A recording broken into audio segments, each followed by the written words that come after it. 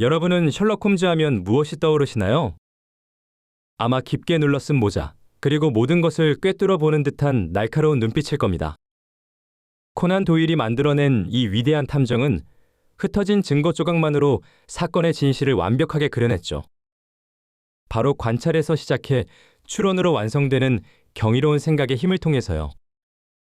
그런데 문득 이런 생각이 들지 않으신가요?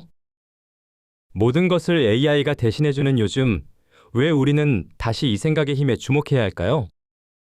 AI 시대의 생존 전략으로 공감과 소통, 창의성이 늘 꼽히곤 합니다. 그리고 이 모든 능력의 뿌리에는 바로 셜록 홈즈가 보여주었던 예리한 관찰이 숨어 있습니다. 상대를 제대로 관찰해야 마음을 읽고 공감할 수 있고, 세상을 깊이 관찰해야 아무도 생각지 못한 창의적인 아이디어를 얻을 수 있으니까요. 어쩌면 이 짧은 추리소설은 여러분의 잠들어 있던 관찰력을 깨우고 생각의 근육을 단련시키는 즐거운 훈련이 될지도 모릅니다. 자, 이제 저와 함께 사건의 현장으로 들어가 보실까요?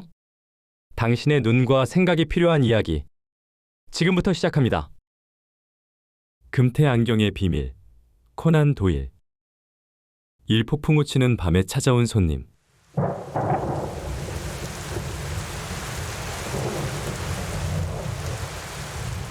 1894년은 정말 까다로운 사건이 잇따라 일어난 해였다. 그러나 그 중에서도 욕슬리의 옛날 저택에서 일어난 사건만큼 이상하고 까다로운 것은 없었다. 그것은 심한 폭풍우가 있던 11월의 어느 날 밤에 일어난 일이었다. 홈즈는 돋보기를 들고 300년 전에 쓰여진 흐릿한 문자를 열심히 들여다보고 있었고, 나는 최근에 발표된 의학 논문을 읽고 있었다. 우리 두 사람은 꽤 오랫동안 한마디도 하지 않고 그렇게 자기 일에만 열중하고 있었다. 집 밖에서는 바람이 휘몰아치고 비는 유리창을 세차게 두드리고 있었다. 나는 논문에서 눈을 떼고 창 너머의 거리를 내려다보았다. 가끔 자동차가 물이 흥건히 괜 곳과 비에 젖어 촉촉한 길을 비추면서 지나가고 있었다. 그때 옥스퍼드 거리 쪽에서 어떤 마차가 물보라를 일으키며 이쪽으로 달려오고 있는 것이 보였다. 아, 와트슨, 오늘 같은 밤에는 나가지 않는 것이 좋겠군. 홈즈는 손에 쥔 돋보기를 내려놓으면서 나에게 말을 걸었다. 오늘은 종일 집안에만 틀어박혀 있었지만 꽤 보람 있는 일을 했네. 300년 전에 쓰여진 글이 이렇게 재미있을 줄은 정말 몰랐네. 돋보기를 오래 보고 있었더니 눈이 피로하군. 그런데 저건 무슨 소리지? 폭풍우가 잠깐 멈춘 사이에 말발굽 소리와 마차가 삐걱거리는 소리가 들려왔다. 그 소리는 우리 하숙집 앞에서 멈췄다. 창밖을 내다보니 아까 내가 본 마차에서 어떤 남자가 내리고 있었다. 도대체 무엇하러 오는 것일까? 우리에게 일이 있어서 오는 거겠지? 홈즈는 파이프에 담배를 재어 넣으면서 얼굴을 찌푸리고는 이거 잘못하다가는 이 폭풍우를 맞으면서 밖에 나갈 일이 생길지도 모르겠군. 아, 마차가 그냥 돌아가 버렸잖아. 정말 다행이군. 이제 우리는 밖에 나가지 않아도 될 것 같네. 우리를 데려갈 것이라면 마차를 기다리게 해둘 텐데 말이야. 와트슨, 미안하지만 자네가 내려가서 문을 열어주었으면 좋겠네. 나는 급히 아래층으로 내려갔다. 거실의 불빛으로 손님의 얼굴을 본 순간 난 또 누군가 했지. 이거 홉킨스 형사가 아닌가? 이렇게 폭풍우가 치는 밤에 무엇하러 왔나? 홈즈 씨는 계십니까? 홉킨스는 아직 젊지만 매우 능력이 뛰어난 형사였다. 그런데 오늘은 보통 때와는 달리 매우 초조하게 보였다. 어서 올라오게. 홈즈가 2층에서 외쳤다. 홈즈는 지금까지 몇 번이나 홉킨스 형사가 맡은 사건을 도와준 일이 있었다. 비에 흠뻑 젖은 비옷을 벗고 얼굴과 손을 손수건으로 닦고 있는 홉킨스 형사에게 홈즈가 말했다. 자, 이 난로 옆으로 와서 몸을 쬐게. 와트슨 선생이 곧 따뜻한 레몬차를 가지고 올 걸세. 그런데 이런 폭풍우가 치는 밤에 나를 찾아온 것을 보니 꽤 까다로운 사건을 만난 모양이로군. 그렇습니다, 홈즈 씨. 오늘 저녁 신문에서 욕슬리에서 일어난 사건에 대한 기사를 읽어보셨습니까? 아니, 오늘은 이 옛날 문자를 보느라고 신문도 읽지 못했네. 하긴 뭐 읽어보셨다 해도 그 기사는 짧은데다가 또 내용도 엉터리였습니다. 사건이 일어난 곳은 켄트군의 차덤시에서 11km 정도 떨어진 곳이고 철도에서는 5km 정도 들어간 아주 시골입니다. 경찰서에 전보가 온 것은 오늘 오후 3시 15분이었고 사건이 일어난 욕슬리의 옛날 저택에 내가 도착한 것은 5시였습니다. 그곳에서 대강 조사를 마치고 마지막 열차로 이곳에 도착하자마자 바로 홈즈 씨를 찾아온 겁니다. 그런데 자네 혼자서는 해결하기 어려운 사건인가 보군. 그렇다기보다는 흔적이 전혀 없습니다. 너무 깨끗하게 해치웠다는 말입니다. 아무래도 제가 지금까지 취급한 사건 중에서 제일 귀찮은 일인 것 같습니다. 좀 더 자세히 말해보게나. 홈즈는 담배에 불을 붙이면서 의자에 깊숙하게 기대 앉았다. 사건이 일어난 욕슬리의 옛날 저택은 몇 년 전에 코람 교수라는 노인이 사서 살고 있습니다. 교수는 몸이 약해서 하루에 반은 침대에서 누워있고 가끔씩 지팡이를 짚고서 정원을 거닐기도 하지만 거의 휠체어에 신세를 지고 있는 형편입니다. 교수와 친하게 지냈던 몇몇 이웃 사람들은 교수에게 그다지 나쁜 인상을 가지고 있지 않았으며 학자로서는 성격이 조금 특이한 사람이라는 정도밖에 생각하지 않더군요. 저택에는 교수 외에 가정부인 마커 부인, 그리고 심부름하는 수잔이라는 처녀가 있었습니다만 두 사람 모두 마음씨가 곱고 상냥한 사람들입니다. 교수는 무슨 책을 쓰려고 약 1년 전에 어떤 남자를 고용했습니다만 그 사람이 별로 도움이 되지 않는다고 그만두게 하고 새로 다른 남자를 고용했답니다. 그런데 이 남자는 무엇이 못마땅한지 곧 스스로 그만두고 나가버렸답니다. 세 번째로 고용된 사람은 대학을 갓 졸업한 스미스라는 청년인데 일을 잘해서 교수가 무척 좋아했다고 합니다. 스미스 청년은 오전에는 교수가 말하는 것을 받아 써서 정리하고 밤에는 다음 날에 도움이 될 만한 참고 문헌을 조사하기도 하고 또 독서를 하기도 했답니다. 스미스는 학문을 좋아하는 훌륭한 청년으로 대학에서 받았다는 추천장도 보았습니다. 거기에는 착실하고 침착하며 매우 진실함이라고 적혀 있었습니다. 그런데 이 청년이 오늘 아침에 교수의 서재에서 시체로 발견된 겁니다. 폭풍우는 점점 거세져서 이제는 유리창이 덜커덩 덜커덩 소리를 내기 시작했다. 홈즈와 나는 난로에 손을 쬐면서 이 젊은 형사가 해주는 이상야릇한 이야기를 듣고 있었다. 코란 교수는 책을 쓰는 일에만 열중하고 있었고 비서인 스미스 청년도 젊은 사람답지 않게 사람들을 사귀지 않고 교수와 비슷한 생활을 했다고 합니다. 가정부와 수잔이라는 처녀도 외출하는 것을 좋아하지 않는다고 하더군요. 그 밖에 정원 구석에는 방이 3개 딸려있는 조그만 건물이 있는데 그곳에는 모티머라는 남자 하인이 살고 있었습니다. 그는 크리미아 전쟁에 참가한 일도 있는 성격이 매우 좋은 사람으로서 군인 연금을 받고 있습니다. 욕슬리의 저택에 살고 있는 사람들은 이것이 전부입니다. 홈즈는 가만히 고개를 끄덕이고는 약해진 난로불을 돋우었다. 그 여자입니다. 홉킨스 형사는 이야기를 계속했다. 그 저택의 대문은 런던에서 차덤으로 가는 길에서 100m 정도 들어간 곳에 있습니다. 대문이라고는 하지만 작은 빗장이 하나 살짝 걸쳐 있기 때문에 들어갈 마음만 먹는다면 누구라도 쉽게 들어갈 수 있지요. 수잔 양에게 물어보았더니 이렇게 대답했습니다. 저는 오전 11시부터 12시 사이에 2층의 바깥 침실의 커튼을 바꾸어 걸고 있었어요. 그때 주인 어른은 침대에서 쉬시고 계셨어요. 주인 어른은 날씨가 좋지 않은 날엔 대개 오전 중에는 일어나시지 않거든요. 가정부인 마커 부인은 저택의 뒤뜰에서 일을 하고 있었고 비서인 스미스 청년은 자기 방에서 있었던 것 같습니다. 그리고 수잔 양은 커튼을 갈아 끼우고 있을 때 저는 스미스 씨가 자기 방에서 나와서 침실 바로 밑에 있는 서재로 가고 있는 발자국 소리를 들었어요. 모습은 보지 못했지만 그 종종거리는 발자국 소리로 보아 스미스 씨가 틀림없을 거라고 생각했어요. 그리고 1분 정도 지났을 거예요. 서재의 문이 닫히는 소리도 들리지 않았는데 갑자기 서재에서 남자인지 여자인지 알 수 없는 비명이 들려왔어요. 이어서 꽝 하고 무언가 무거운 물건이 넘어지는 것 같은 소리가 들리더니 갑자기 조용해졌어요. 그 뒤로는 아무 소리도 들리지 않았어요. 저는 깜짝 놀라서 꼼짝 못하고 서 있다가 용기를 내어 서재로 내려갔어요. 서재문을 살짝 열어보았더니 스미스 씨가 바닥에 넘어져 있는 거였어요. 저는 무심코 괜찮아요, 스미스 씨? 라고 말하면서 일으키려고 했어요. 그런데 스미스 씨의 머리 밑에서는 새빨간 피가 뿜어나오고 있는 거였어요. 이것은 나중에 안 일입니다만 상처 구멍은 작았으나 경동맥이 끊어져 있었기 때문에 그렇게 피가 흘러나온 겁니다. 스미스 옆에는 편지 봉투를 자를 때 쓰이는 상하 손잡이가 달린 작은 칼이 떨어져 있었습니다. 보통 때에는 교수의 책상 위에 놓여 있었던 것인데 범인은 그것으로 스미스 청년을 찌른 겁니다. 수잔은 계속 뿜어져 나오고 있는 피를 보고 스미스가 죽었을 거라고 생각했습니다. 그런데 그때 스미스가 희미하게 눈을 뜨고 간신히 들릴락말락한 목소리로 교수님, 그 여자입니다 하고 말했습니다. 이 말이 틀림없다고 수잔 양은 확실히 잘라 말했습니다.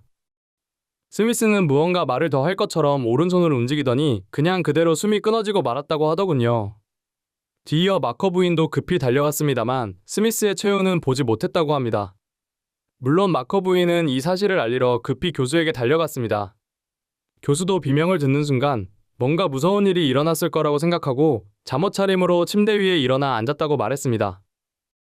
나는 교수에게 많은 것을 물어보고 싶었지만 교수는 비명 소리를 멀리서 들었지만 그런 일이 일어났으리라고는 생각도 못했소.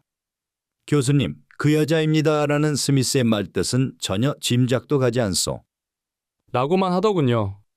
하여간 그 당시에 대단히 큰 사건이 일어난 것이라고 깨달은 모티머는 그 길로 경찰서로 달려갔습니다. 내가 사건 현장에 달려간 것은 그 경찰서장에게서 전보를 받은 다음이었습니다. 내가 도착했을 때 현장은 사건 당시와 똑같은 상태로 있었습니다. 홉킨스 형사는 긴 이야기를 마쳤다. 홈즈는 비웃는 듯한 얼굴로 단지 한 가지 실수는 이 홈즈가 그곳에 없었다는 것이군. 그건 그렇고 내가 무엇을 도와주어야 하나, 홉킨스? 홈즈 씨, 이 그림을 보십시오. 홉킨스 형사는 주머니에서 종이 한 장을 꺼내어 홈즈의 무릎 위에 펴놓았다. 나는 홈즈의 뒤로 가서 어깨 너머로 그림을 보았다. 이것은 중요하다고 생각되는 것만 그린 욕슬리 저택의 간단한 그림입니다. 먼저 범인이 집 밖에서 들어왔다고 하면 이 정원의 새끼를 통해서 저택의 뒷문으로 들어왔을 겁니다. 보시면 아시겠지만 뒷문에서는 복도만 지나면 바로 서재로 들어갈 수 있습니다. 다른 곳에서는 쉽게 서재로 들어갈 수 없습니다. 도망갈 때도 범인은 뒷문으로 갔을 겁니다. 그때 계단에서는 수잔이 내려오고 있었고 2층에는 교수의 침실이 있었기 때문이지요. 하여튼 범인은 상당히 머리가 좋은 놈입니다. 범인이 지나갔을 거라고 생각되는 정원의 샛길은 비로 축축하게 젖어 있었지만 발자국은 하나도 남아있지 않았습니다. 샛길 양쪽에 덮여있는 풀밭이 짓밟힌 것으로 보아 녀석은 풀밭을 밟고 지나간 것 같습니다. 비가 저녁 때부터 내렸는데도 다른 발자국이 없는 것으로 보아 풀밭을 지나간 놈은 분명히 범인일 겁니다. 자신만만하게 말하고 있는 홉킨스에게 홈즈가 조용하게 물었다. 잠깐, 홉킨스. 그 새길은 어디로 이어져 있던가? 밖에 도로와 이어져 있습니다. 그것까지는 어느 정도 떨어져 있는가? 약 100m입니다. 그러면 뒷문 주위에는 발자국이 남아있지 않았던가? 나도 그런 생각을 했었습니다. 그러나 유감스럽게도 뒷문의 주변은 돌층계로 되어 있었습니다. 밖에 도로 쪽은 조사해 보았는가? 도로에는 발자국이 너무 많이 있었기 때문에 전혀 조사를 할 수가 없었습니다. 풀밭에 남아있는 발자국의 크기는 재보았는가? 글쎄요, 유감스럽게도 단지 풀이 짓밟혀 있다는 것밖에는 모르겠습니다. 확실하게 나타나 있지 않기 때문에. 좀 곤란한데 사건이 일어난 뒤 계속 비가 내렸기 때문에 발자국만으로 수사의 방향을 결정한다는 것은 무리이네. 이것은 아무래도 이 옛날 문자를 푸는 것보다도 더 어려운 문제인 것 같군. 그런데 홉킨스, 그 다음에 자네는 어떤 조사를 했는가? 3. 홉킨스 형사의 조사. 홉킨스 형사는 이야기를 계속했다. 다음에는 복도를 조사해 보았습니다. 복도에는 야자나무 잎으로 만든 매트가 깔려 있었기 때문에 발자국이 하나도 남아있지 않았습니다. 복도를 지나서 서재로 들어가 보니 서재에는 큰 서랍이 달린 책상과 책장이 있을 뿐 왠지 매우 허전해 보였습니다. 큰 서랍은 책상의 가운데 달려 있었고 그 양쪽으로는 작은 서랍이 나란히 있었습니다. 큰 서랍에는 중요한 서류가 들어있는지 자물쇠로 잠겨 있었습니다. 교수는 이 서랍을 열어보지도 않고 아무것도 없어지지 않았어. 라고 하더군요. 내가 보기에도 범인의 목적은 물건을 훔치는 것은 아닌 것 같습니다. 다음은 스미스의 시체입니다. 그는 책상 앞에서 비스듬하게 머리를 문 쪽으로 향하고 쓰러져 있었습니다. 그 자세를 보아서도 스미스는 자살한 것이 아니라는 것은 틀림없습니다. 칼 위에 넘어지지 않는 한 말일세. 나도 그렇게 생각합니다. 더구나 스미스가 죽으면서 한 말도 있고 해서 자살이 아니라는 것은 확실합니다. 그리고 홈즈 씨, 자살이 아니라는 중요한 증거품도 있습니다. 죽은 스미스가 오른손에 꽉 쥐고 있었던 것입니다만 홉킨스 형사는 주머니에서 조그만 종이 뭉치를 꺼내어 펴보았다. 그것은 검은 비단 실이 2줄 달려있는 금태 안경이었다. 스미스는 눈이 좋았다고 하니 이 안경은 범인의 것이 틀림없을 겁니다. 홈즈는 안경을 들고 주의 깊게 열심히 살펴보았다. 그는 그 안경으로 자신이 쓴 글자를 보기도 하고 창밖을 내다보기도 했다. 그러더니 불빛 가까이 가져가서 다시 한번 조심스럽게 조사하고 빙긋이 웃었다. 홈즈는 책상 앞에 앉아서 무엇인가를 쓰더니 그 종이를 홉킨스 형사에게 주었다. 이것은 수사에 큰 도움이 될 걸세. 젊은 형사는 당황해하면서 종이를 받아 소리내어 읽었다. 찾아온 사람은 말을 잘하는 기부 인풍의 여자, 콧등이 넓고 눈과 눈 사이가 매우 좁음. 이마살을 찌푸리면서 물건을 보는 버릇이 있음. 어쩌면 등이 매우 굽은 여자일지도 모름. 최근에 2번 정도 안경점에 간 일이 있음. 안경 도수가 매우 높고 안경점이 그렇게 많지 않으므로 그 여자를 찾는 것은 그렇게 어려운 문제는 아닐 것임. 홉킨스 형사가 놀라는 것을 보고 홈즈가 웃으면서 말했다. 단순한 추리라네. 안경이 여자 것이라고 하는 것은 모양이 날씬하고 스미스가 숨을 거둘 때 한 말로서 추측한 것이야. 그리고 이 안경의 금태는 도금한 것이 아니라네. 이 정도의 안경을 쓰는 여자라면 고상하고 훌륭한 옷차림을 하고 있을 거라고 생각되네. 코에 닿는 부분이 이렇게 넓다는 것은 이 안경 주인의 콧등이 넓다는 증거이네.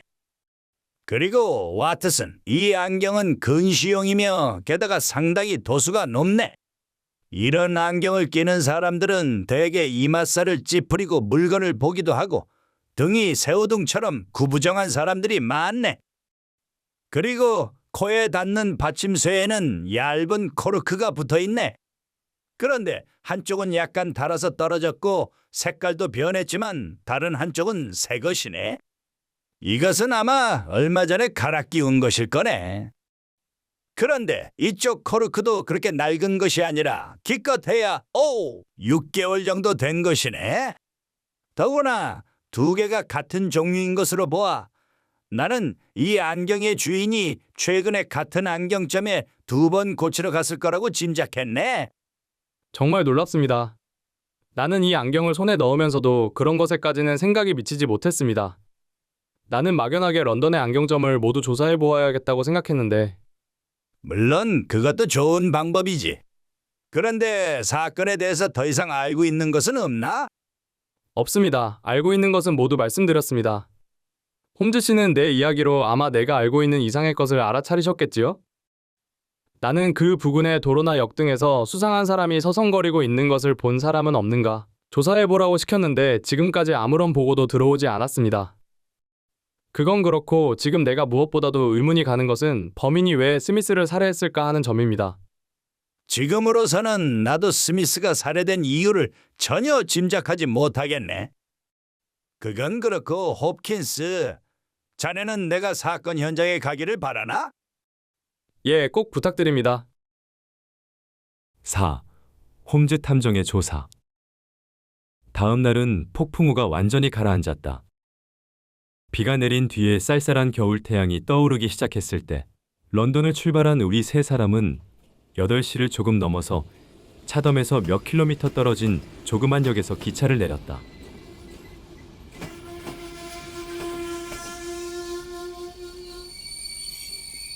마차를 타고 욕슬리 저택에 도착하니 문 앞에서 한 경관이 우리를 맞아주었다.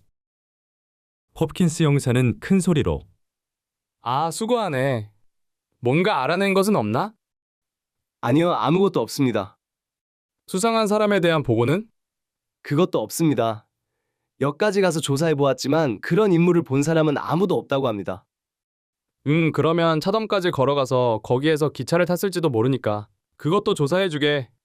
무언가 있으면 곧 알려줘야 하네. 홉킨스 형사는 앞장서서 문으로 들어갔다. 여기가 어제 말씀드린 샛길입니다. 누가 밟은 자국이 있다는 풀밭은 어느 쪽인가? 이쪽입니다. 샛길과 꽃밭 사이에 있는 좁은 풀밭입니다. 지금은 아무것도 없습니다만 어제는 확실하게 밟은 자국이 있었습니다. 홈즈는 풀밭에서 몸을 잔뜩 구부리고 상당히 조심해서 걸은 모양이군. 보통 걸음으로 지나갔다면 이 샛길이나 꽃밭처럼 부드러운 흙에는 발자국이 분명히 남아있을 텐데. 그럼 도망갔을 때도 이곳을 지나갔다는 말인가? 홉킨스? 예, 이곳 말고는 달리 도망갈 길이 없습니다. 이 좁고 부드러운 풀밭에 발자국 하나 남기지 않고 지나갔다니 정말 기술이 좋은 범인인 모양이군. 홈즈는 혼자서 정원을 한 바퀴 돌아보고 나서 이 정원은 거의 항상 열려있기 때문에 범인은 아무 거리낌 없이 안으로 들어왔을 거네. 그렇지만 범인은 처음부터 스미스를 죽일 생각으로 온 것은 아닌 것 같군. 그럴 계획이었다면 흉기를 준비해가지고 왔을 텐데 범인은 책상 위에 놓여있던 칼을 사용했네. 범인이 서재에서 얼마나 있었는지는 모르나? 불과 몇 분입니다. 제가 미처 이야기를 못 드렸는데 마커 부인은 사건이 일어나기 15분쯤 전에 서재를 청소했다고 했습니다. 15분 전에 청소를 했다. 홈즈는 종종 걸음으로 복도를 지나가서 서재로 들어갔다. 범인은 이 방으로 들어와서 먼저 책상 쪽으로 갔네. 목적은 무엇일까? 자물쇠로 잠겨져 있는 큰 서랍 속의 물건일까? 서랍에 긁힌 자국이 있군. 어이, 와트슨, 성냥불 좀 켜주게. 홉킨스, 왜 이 자국이 있다는 이야기는 하지 않았나? 홈즈의 주의를 끈 것은 열쇠 구멍에서 시작하여 니스를 칠한 서랍 표면에 12cm 정도 나 있는 긁힌 자국이었다. 물론 나도 보았습니다. 그러나 열쇠 구멍 주위에 이런 자국이 있다는 것은 별로 이상하다고 생각하지 않아서 말씀드리지 않은 겁니다. 그러나 이 자국은 아주 최근에 생긴 것이네. 이 돋보기로 살펴보게. 그건 그렇고 마커 부인은 집에 있나? 홈즈의 말에 대답이라도 하는 것처럼 이때 50살가량의 가정부가 우울한 표정을 지으면서 들어왔다. 마커 부인, 당신은 어제 아침에 이 큰 서랍을 닦으셨습니까? 예, 그때 이 자국을 보셨습니까? 아니요. 보지 못했는데요. 걸레로 닦아냈다면 벗겨진 니스는 씻겨버렸겠군요. 이 큰 서랍의 열쇠는 누가 가지고 있습니까? 주인 어른이 시계고리에 끼워가지고 다니세요.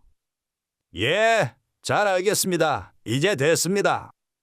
마커 부인이 방을 나가자 홈즈는 나에게 이제 조금씩 알겠네, 와트슨. 범인은 이 서재로 몰래 들어와서 곧 큰 서랍 앞으로 다가갔네. 그리고 열려고 했는지 닫으려고 했는지 모르지만 하여튼 열쇠를 열쇠 구멍에 집어넣고 있을 때 공교롭게도 스미스 씨가 갑자기 들어왔네.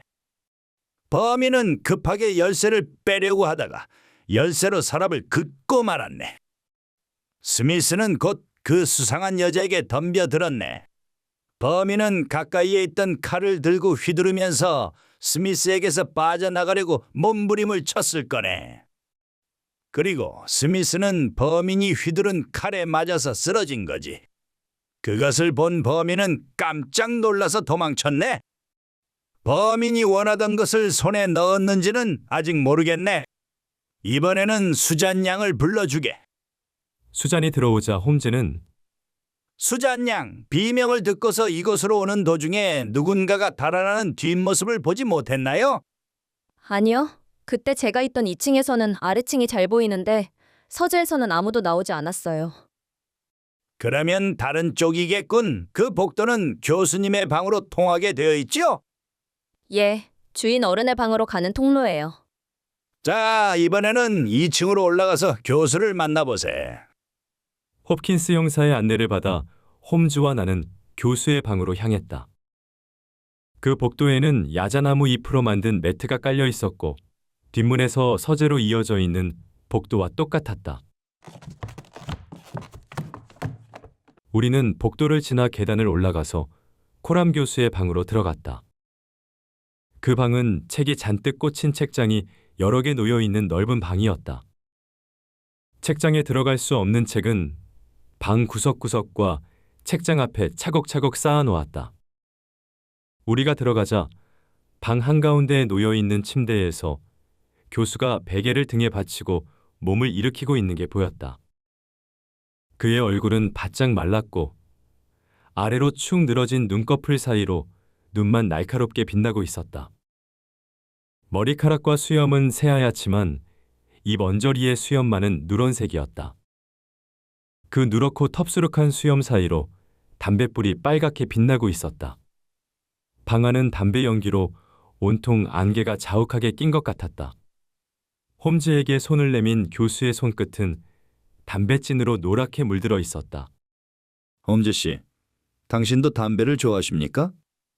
고상한 영어였지만 약간 점잔을 빼는 말투였다.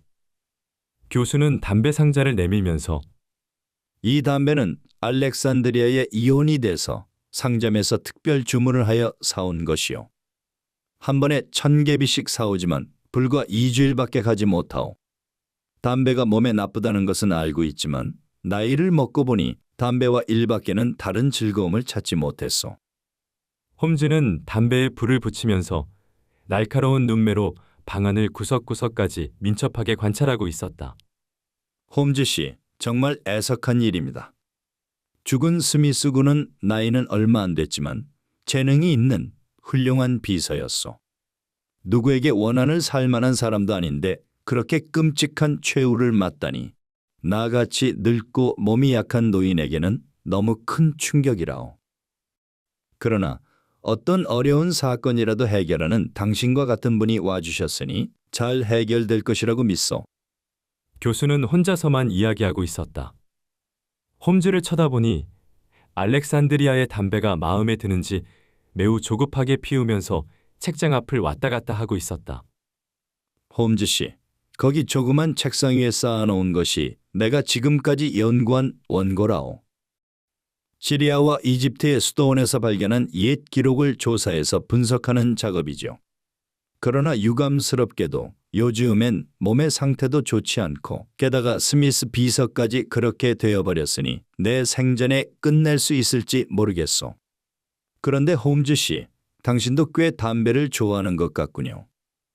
홈즈는 웃으면서 담배 상자에서 또 담배를 꺼내 불을 붙였다. 벌써 4개비째이다.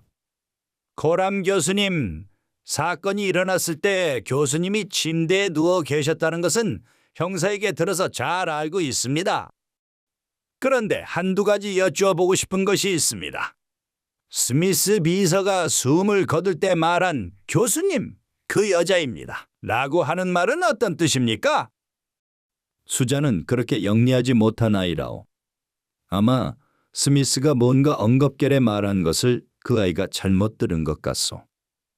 교수의 대답을 들었는지 말았는지 홈즈는 그 말에는 아무런 대꾸도 하지 않고 계속 담배만 피우면서 책장 앞을 서성거렸다. 교수님, 큰 서랍 안에는 무엇이 들어있습니까? 주로 서류나 편지가 들어있어. 뭐 중요한 것이라고 하면 학위 증서라오. 하여튼 도둑놈이 탐낼 만한 것은 아무것도 들어있지 않소. 여기에 열쇠가 있으니까 의심스러우면 한번 조사해 보시오. 하면서 열쇠를 건네주었다. 홈즈는 그 열쇠를 받아들고 잠시 동안 만지작거리더니만 다시 교수에게 돌려주었다. 그보다는 정원에 나가 산책이나 하면서 다시 한번 사건을 정리해 보는 것이 좋겠습니다. 대단히 실례했습니다. 그러면 2시경에 다시 와서 그동안 조사한 것을 말씀드리겠습니다. 말을 마치자마자 홈즈는 교수의 말도 듣지 않고 급하게 방을 빠져나갔다. 5. 수수께끼를 푸는 홈즈. 홈즈와 나는 정원을 산책하면서 오전 시간을 보냈다. 그동안 홈즈는 아무 말도 하지 않았기 때문에 나는 참을 수 없어서 몇 번 이렇게 물어보았다. 홈즈, 단서는 잡았나? 찾는 중이래. 하고 홈즈는 똑같은 대답을 되풀이할 뿐이었다. 그러다가 드디어 아까 내가 피웠던 담배가 아무래도 단서가 될 것 같군. 뭐라고? 글쎄, 내 짐작이 틀렸다고 해도 상관없네. 뭐 확실하게 하려면 안경점을 조사하는 일부터 시작해야 되겠지만 내게 조금 짐작되는 것이 있어서 지름길로 가려고 하는 것일세. 저기에 마커 부인이 있군. 혹시 무엇을 알고 있을지도 모르니까 잠깐 물어보세. 홈즈는 상대방에게 허물없이 말하게 하는 기술을 가지고 있었다. 마커 부인도 금방 오래전에 사귄 친구처럼 홈즈에게 이야기했다. 예, 말씀하신 대로예요, 홈즈 씨. 교수님은 지독하게 담배를 많이 피우세요. 하루 종일, 어떤 때는 밤새도록 담배를 피우시는 적도 있어요. 아침에 그 방에 들어가 보면 마치 안개가 낀 것처럼 담배 연기가 방 안에 가득 차 있곤 해요. 그렇게 많이 피우면 몸에 해로울 텐데. 그렇다면 교수님은 식사를 잘 못하시겠군요. 예, 항상 식사가 고르지 못했어요. 마커 부인, 교수님은 오늘 아침에 아무것도 드시지 않은 데다가 점심 식사도 드시지 않겠다고 하셨다지요? 아니에요. 이번에는 홈즈 씨의 말이 틀렸어요. 오늘 아침은 깜짝 놀랄 정도로 많이 드셨고 점심으로는 커틀렛 큰 것을 드시고 싶다고 하셨어요. 요즘 교수님의 식욕은 아주 왕성하시거든요.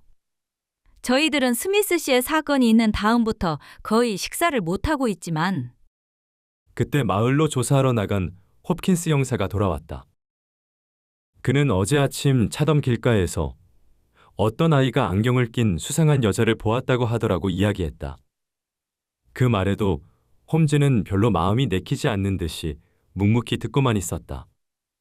그것보다는 점심때 수잔이 스미스 씨는 어제 아침에 산책을 나갔다가 사건이 일어나기 약 30분 전에 저택으로 돌아왔습니다만 정말 사람의 운명이란 알 수 없는 것 같아요. 30분 뒤에 그런 끔찍한 일이 있을 줄 누가 알았겠어요? 라고 한 말에 대해서 아직도 골똘히 생각하고 있는 듯 했다. 잠시 뒤 홈즈는 시계를 보더니 벌써 2시로군. 자, 이제 코람 교수의 방으로 올라가 보세. 홈즈가 교수의 방으로 갔을 때 교수는 마침 점심을 끝마치고 있었다. 과연 가정부의 말대로 코람 교수는 음식 접시를 비웠다. 우리가 들어가자 교수는 백발머리를 돌려 우리를 쳐다보았다. 그의 얼굴은 보기가 끔찍할 정도로 창백해 있었다. 번쩍번쩍 빛나는 눈, 입 언저리의 수염 사이로 물고 있는 담배. 어느새 갈아입었는지 양복을 단정하게 입은 채 난로 옆에 팔걸이 의자에 앉아 있었다. 교수는 탁자 위에 놓여있는 담배 상자를 홈즈에게 내밀면서 말했다. 어떻소? 사건의 수수께끼는 잘 풀려가고 있어. 홈즈는 그 말에는 아무 대답도 하지 않고 가만히 담배 상자 쪽으로 손을 내밀었다. 그리고 갑자기 그 상자를 뒤집어 버렸다. 우리는 몹시 당황해서 무릎을 꿇고 여기저기에 흩어진 담배를 주워 모았다. 그 순간 나는 홈즈의 아무렇지도 않은 얼굴을 보고 아차하고 생각했다. 홈즈의 뺨은 빨갛게 되어 있었고 눈이 번쩍 빛나고 있는 것을 알아차렸기 때문이다. 이것은 홈즈가 자신을 가지고 사건을 해결하기 시작할 때의 모습이었다. 교수님, 사건의 수수께끼는 모두 풀렸습니다. 홈즈는 마음을 가라앉히고 침착한 목소리로 대답했다. 홉킨스 형사와 나는 얼떨결에 얼굴을 마주 보았다. 코람 교수는 엷은 웃음을 지으면서 아, 드디어 정원에서 무엇이 나온 모양이군요. 정원이 아니라 교수님 방에서 나왔습니다. 내 방이라고? 언제? 바로 지금입니다. 홈즈 씨, 농담은 하지 마시오. 이것은 아주 중대한 사건이지 않소. 중대한 사건이기 때문에 저는 하나하나 확실한 증거만을 모았습니다. 저는 농담이나 실수 따위는 하지 않는 사람입니다. 그렇지만 이번 사건에서 아직도 확실히 모르고 있는 점이 있습니다. 그러나 그것은 교수님이 가르쳐 줄 것이라고 믿고 있습니다. 그러면 먼저 제 나름대로 알아낸 사건의 내용을 이야기해 보겠습니다. 이야기를 듣고 나면 교수님은 제가 어떤 것을 모르는지 알게 될 것입니다. 어제 어떤 부인이 교수님의 서재에 들어갔습니다. 그 여자는 큰 서랍 안에 들어있는 어떤 서류를 가지고 나가는 것이 목적이었습니다. 그 여자는 그 서랍의 열쇠를 가지고 있었습니다. 아까 교수님이 가지고 있는 열쇠를 보았지만 그 열쇠는 오랫동안 사용했기 때문에 서랍에 상처를 낼 만큼 예리한 것은 아닙니다. 다시 말해서 그 부인이 가지고 있었던 열쇠는 교수님의 것이 아니라는 거지요.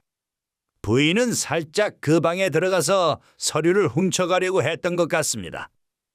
교수는 담배 연기를 내뿜고는 꽤 흥미있는 이야기군. 그래. 그 다음엔 어떻게 되었어? 그런데 그 부인은 서재에서 교수님의 비서인 스미스에게 들켜버렸습니다. 그리고 필사적으로 스미스의 소나기에서 빠져나가려고 하던 부인은 그만 스미스를 찌르게 된 겁니다. 이것은 참으로 엉겁결에 일어난 일이라고 저는 생각하고 있습니다. 말하자면 그 부인이 처음부터 사람을 죽일 목적으로 들어갔다면 당연히 흉기를 준비해 왔을 겁니다. 하여간 생각지도 않은 사태에 깜짝 놀란 부인은 급히 서재에서 나왔습니다. 실은 부인은 아주 눈이 나쁩니다. 그런데 청년과 다투다가 안경을 떨어뜨리고 말았지요. 당황한 데다가 안경까지 잃어버린 부인은 엉뚱하게도 이 방으로 통하는 복도로 도망갔던 겁니다. 양쪽 복도에 모두 똑같은 야자나무 잎으로 만든 매트가 깔려 있는 것도 그 부인이 실수하게 된 이유 중에 하나지요. 그리고 이 방 앞까지 왔을 때 2층에서 누군가 내려오고 있는 발자국 소리가 들렸습니다. 부인은 우선 숨어야겠다는 생각에 무심코 이 방으로 뛰어들어왔습니다. 홈즈가 이야기하고 있는 동안 코람 교수는 놀라움과 불안한 표정을 지은 채로 멍하니 홈즈를 쳐다보고 있었다. 그러나 곧 큰 소리로 어색하게 웃었다. 홈즈 씨, 상당히 재미있습니다. 그렇지만 그때 나는 이 방에 있었어. 예, 말씀대로입니다. 그렇다면 뭔가요?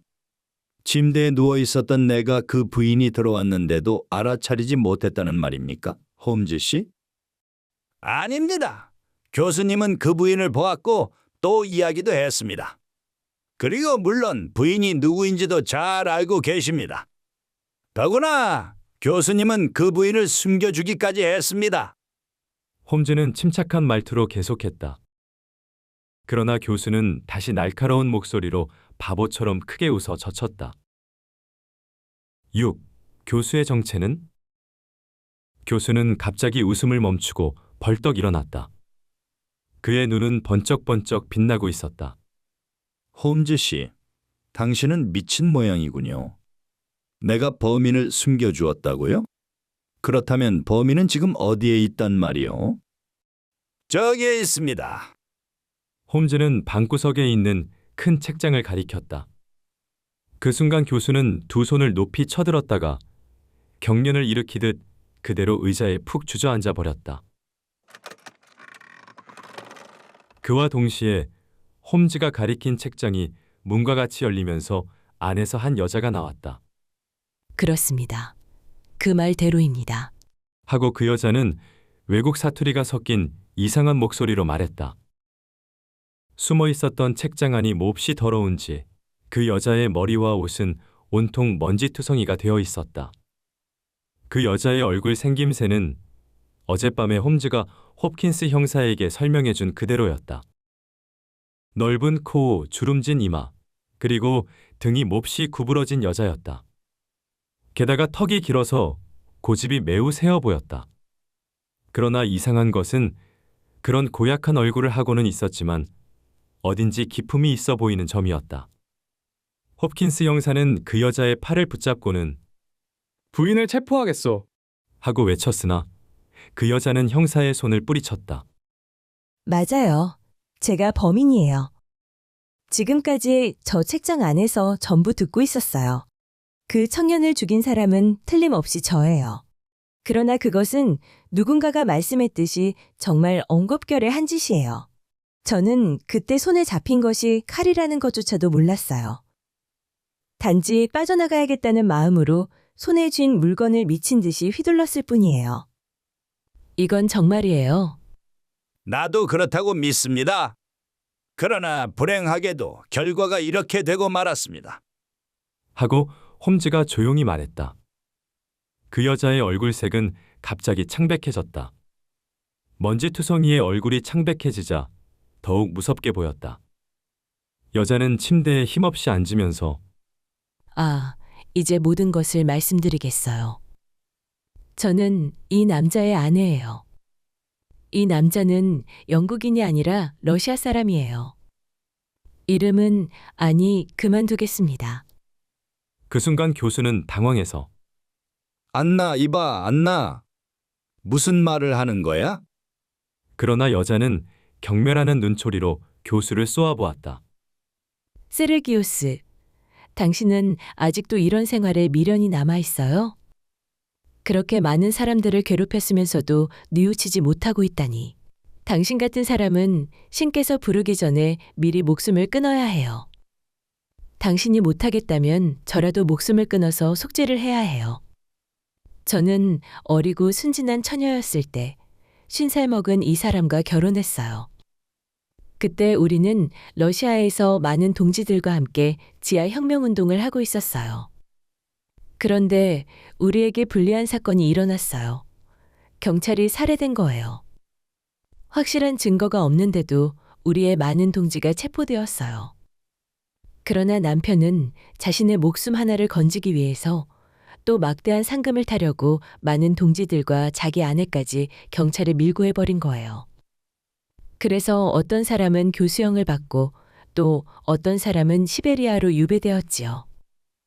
저도 시베리아에 유배되었다가 얼마 전에 풀려났어요. 동지를 팔아서 얻은 부정한 돈을 손에 쥔 남편은 영국으로 건너와서 이 시골에서 숨어 살고 있었어요. 만일 동지들 중에 한 사람이라도 자기가 숨어 있는 곳을 알아낸다면 곧 복수의 칼이 올 것을 알고 있었기 때문이지요. 그런데 남편은 지금 말씀드린 것보다 더욱 나쁜 일을 하고 있었어요. 저는 동지 가운데 한 사람과 친하게 지냈어요. 그는 언제나 동지들의 일을 먼저 생각하는 마음이 깊은 사람이었어요. 그는 우리에게 과격한 일을 하지 말라고 언제나 말렸어요. 알렉시스라는 그 사람은 성격이 남편과는 반대였고 평화를 사랑하는 사람이었지요. 저에게도 때때로 자신의 생각을 쓴 편지를 보내곤 했어요. 지금 그 편지가 있다면 그의 인품이 증명되어서 알렉시스는 아마 유배지에서 돌아올 수 있을 거예요. 저는 그와 여러 가지 문제에 대해서 서로 의논한 것을 일기장에 적어두었어요. 그 일기장만이라도 있다면 그를 구제해 줄 수 있을 거예요. 그런데 남편은 그 일기장을 숨겨버리고 터무니없는 말까지 덧붙여서 그를 밀고 했던 겁니다. 그 때문에 알렉시스는 시베리아로 유배되어 지금까지도 소금 광산에서 강제 노동을 하고 있어요. 남편은 아주 나쁘고 비열한 남자예요. 누가 인간 쓰레기 같은 이런 사람의 목숨을 없애버린다고 해도 벌을 받지는 않을 거라고 생각해요. 동지에게 이곳을 알려주었으면 좋겠어요. 제 손으로는 차마 어떻게 할 수가 없어요. 당신은 옛날부터 아주 다정한 여자였으니 물론 그렇겠지. 교수는 담배 연기를 내뿜었다. 부인은 일어났다가 괴로운 신음소리를 내며 다시 의자에 주저앉았다. 끝까지 말씀드리겠어요. 저는 형을 마치고 나서 일기장과 편지를 남편에게서 받아 러시아 정부에 보내어 알렉시스가 풀려나는 것을 도와주어야겠다고 결심했어요. 그래서 몇 달이나 걸려서 간신히 남편이 있는 곳을 알아냈지만 본디 성격이 나쁜 남편은 순순히 건네주지는 않는 거였어요. 그래서 저는 사립탐정을 고용해서 비서로 일하게 했어요. 곧 그만두어 버린 비서가 바로 제가 고용한 탐정이었지요. 그 탐정은 일기장과 편지가 큰 서랍에 있다는 것을 알려주었고 그 서랍의 열쇠 모양도 본떠 주었어요. 그리고 저택 안에 약도를 주면서 오전 중에 비서는 주인의 방에서 일을 하기 때문에 서재에는 아무도 없습니다. 하고 가르쳐 주었어요. 그래서 저는 용기를 내어 서재로 살짝 들어가서 일기장과 편지를 꺼냈지요. 그런데 서랍을 잠글 때 그만 그 청년이 서재로 들어온 거예요. 그날 아침 저는 산책을 하는 그 청년을 길에서 만났어요. 그때 남편의 비서인 줄도 모르고 코람 교수의 집이 어디냐고 물어보았지요.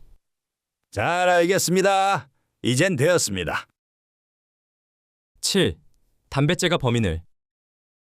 스미스 씨가 숨을 거두면서 교수님, 그 여자입니다. 라고 한 말의 뜻도 이제 알겠습니다. 저는 그 청년에게 붙잡혔을 때 빠져나오려고 필사적으로 몸부림을 치다가 그 청년을 찌르게 되었어요. 상대방이 쓰러지자 저는 급히 서재에서 뛰어나왔지만 안경을 잃어버렸기 때문에 문을 잘못 알고 이 방으로 들어오고 말았어요. 그때 남편은 저를 경찰에 넘기겠다고 말했습니다. 그래서 저는 동지에게 이 집을 알려주겠다고 말했습니다. 그 순간 남편의 태도는 획 변하더군요. 물론 저를 숨겨주는 편이 자신에게도 안전하다고 생각했기 때문이겠지요. 남편은 자기밖에 모르는 비밀 장소라면서 책장 뒤에 저를 감추어주고 자신의 식사를 나누어 주었지요. 그리고 경찰이 돌아가고 나면 이 집을 나가서 다시는 나타나지 않겠다고 약속했어요. 그런데 다행인지 불행인지 이렇게 들키고 말았군요. 부인은 품에서 조그만 서류 뭉치를 꺼내어서 마지막으로 부탁이 한 가지 있어요. 이것이 알렉시스를 구해줄 서류예요. 당신의 정의를 사랑하는 마음을 믿고 이것을 맡기겠어요. 이것을 러시아 대사관으로 보내주시기 바랍니다. 이것으로 내 임무는 끝났어요. 아, 기다려요. 하고 외치면서 홈즈는 부인의 손에서 조그만 병을 빼앗았다. 이미 늦었어요. 부인은 침대에 쓰러지면서 힘없이 말했다. 책장 뒤에서 나올 때 나는 이미 독약을 마셨습니다. 이젠 틀렸어요. 그 서류를 잘 부탁해요.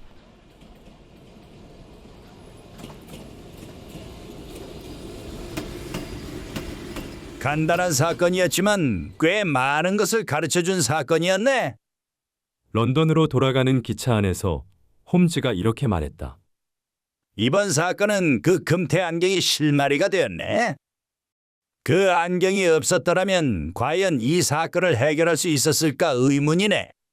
생각해보게. 그렇게 도수 높은 안경을 쓰는 사람은 안경이 없으면 거의 장님과 마찬가지네. 홉킨스, 생각나나? 범인이 정원의 좁다란 풀밭을 한 발자국도 비껴밟지 않고 도망갔다고 자네가 말했을 때 내가 그것을 의심스럽다는 듯이 말한 건 말일세. 미리 안경을 준비했다면 몰라도 그렇지 않다면 도저히 같은 풀밭 위를 똑같이 조심스럽게 지나갈 수는 없을 거라고 나는 생각했어. 게다가 집 밖에는 발자국이 하나도 남아있지 않았네. 그래서 나는 범인이 아직 집 안에 있을 거라고 생각했던 거지. 그래서 조사를 하면서 나는 서재로 통하는 두 개의 복도가 똑같다는 것을 알아냈네. 안경을 잃어버린 범인이면 있을 법한 착오지. 복도를 잘못 알았다면 범인은 틀림없이 교수의 방으로 들어갔을 것이네. 그래서 교수의 방을 조심스럽게 조사해 본 것이야.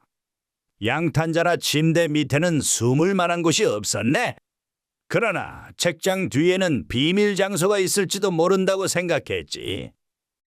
교수의 방에는 책이 가득 꽂혀 있는 책장이 여러 개 있었고 그 앞에는 꽂히지 못한 책이 쌓여 있었네. 그런데 어떤 책장 앞에만 책이 쌓여 있지 않다는 것을 알아차렸네. 나는 그것이 이상하다고 미리 짐작을 하고 그 책장 앞에 양탄자에 담뱃재를 잔뜩 떨어뜨려 두었었네. 그 다음은 간단하지. 정원으로 나가서 시간이 지나기를 기다렸지. 수다스러운 가정부에게서 교수의 식사량이 많아졌다는 이야기를 듣고 나서 나는 교수가 범인에게 식사를 나눠주고 있다고 직감했네. 이윽고 교수의 방으로 들어가서 일부러 담배 상자를 뒤집어 엎어서 바닥에 떨어진 담배를 줍는 채 하면서 양탄자 위를 조사해 보니 이상하다고 생각한 그 책장 앞에다 떨어뜨린 담배재가 밟혀 눌려져 있더군. 범인이 비밀 장소에서 나왔다는 증거를 발견했단 말이야. 이번 사건은 담뱃재 덕분에 쉽게 해결한 셈이지. 아, 벌써 도착했군. 홉킨스, 사건을 해결하고 나니 기분이 무척 좋군. 그래, 자네는 곧바로 경찰서로 돌아가겠나? 나는 와트슨과 함께 러시아 대사관으로 갈 거라네.